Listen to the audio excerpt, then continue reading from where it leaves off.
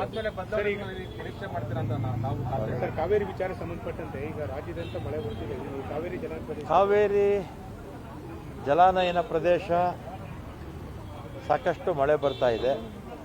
ಇವತ್ತು 4 ಡ್ಯಾಮ್ಗಳಿಗೆ ಸುಮಾರು 6-7 TMCಯಷ್ಟು ನೀರು ಬಂದಿದೆ.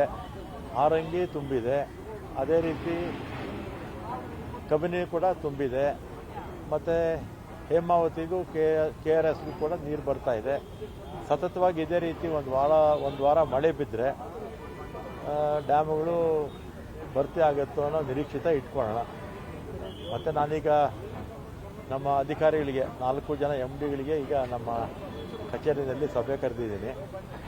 ಮತ್ತು ಎಲ್ಲೆಲ್ಲಿ ಹೆಚ್ಚುವರಿಯಾಗಿ ನೀರಿದೆ, ನಮ್ಮ ಕೆರೆಗಳಿಗೆ ತುಂಬಿಸುವಂಥದ್ದು ಅದೆಲ್ಲ ಕೂಡ ಇವಾಗ ಅದಕ್ಕೋಸ್ಕರನೇ ಮೀಟಿಂಗ್ ಕರೆದಿದ್ದೀನಿ.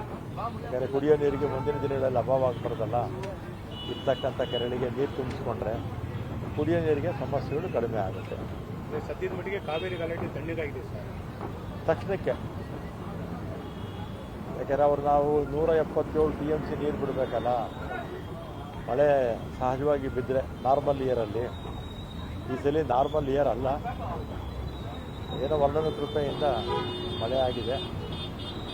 ಮತ್ತು ಇದೇ ರೀತಿ ಮಳೆ ಚೆನ್ನಾಗಿ ಬಂದುಬಿಟ್ರೆ ಯಾವ ಸಮಸ್ಯೆನೇ ಇರೋದಿಲ್ಲ.